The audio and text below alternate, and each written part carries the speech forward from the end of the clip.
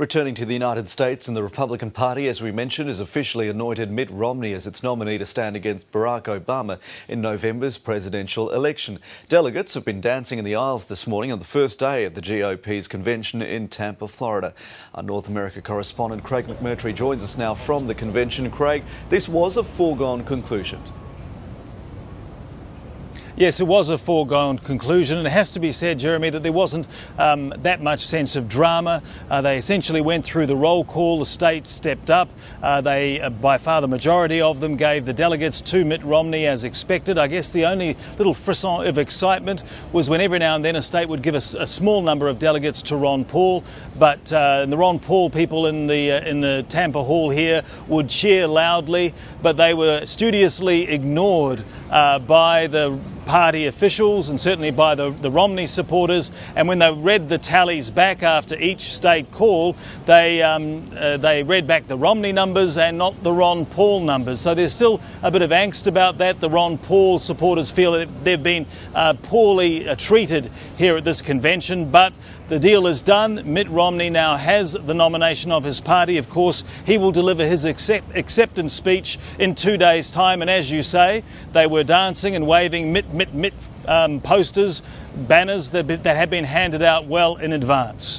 One of the highlights of the last few days is seeing Ann Romney being rolled out to front the media to help her husband's cause. Is it working?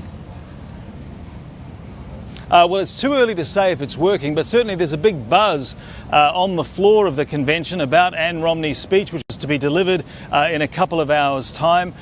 She was seen on stage, surrounded by cameras as she was practicing earlier. The Romneys flew in first thing this morning.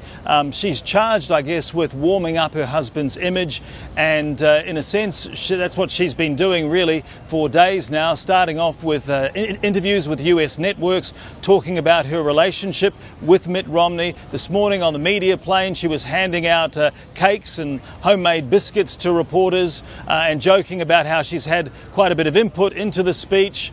But there's a lot riding on this, no question, because the polls really haven't moved now for weeks and weeks. Hundreds of millions of dollars has been spent on this campaign by both sides. The polls haven't moved, and really this is a fight now, not just over energising the base, but over trying to reach out to those voters who haven't yet made up their minds. So really, tonight, when she gives this speech, which Romney supporters say will be heartfelt, will deal with emotions and her relationship and love for her husband, it's going to be more about reaching out to the audience beyond Tampa who might be tuning in for the first time. Of course, alongside all this, the Democrats will be watching very closely to see what they can do to reach out to undecided voters as well. I believe they've set up a war room just down the road.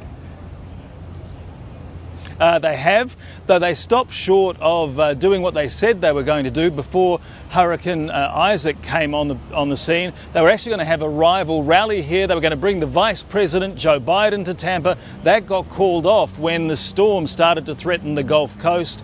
Barack Obama, though, is departing from convention. Normally, when one side's having its big bash, the other side goes quiet for a few days, but Barack Obama is out campaigning today. He will be out again campaigning tomorrow in battleground states because this race is very tight. And that is, of course, the other story here. As we were watching images today of delegates dancing on the floor and really enjoying themselves in the convention hall, there were other images beamed out by cable news channels of Hurricane Isaac whacking the Gulf Coast, driving rain, driving wind, and there is genuine concern for New Orleans, low-lying areas, poorer communities, and Republican strategists here are very worried that this could send a discordant image. Just tell us, how closely is the race being run at the moment? Because, of course, the GOP appears to have problems with appealing to women voters. Barack Obama's also got a stronger foreign policy a push than the GOP does. How close is the race at the moment? Well, the race is close, and I think that is somewhat telling in the sense that you look exactly as you say at the advantages that the Obama side has right now.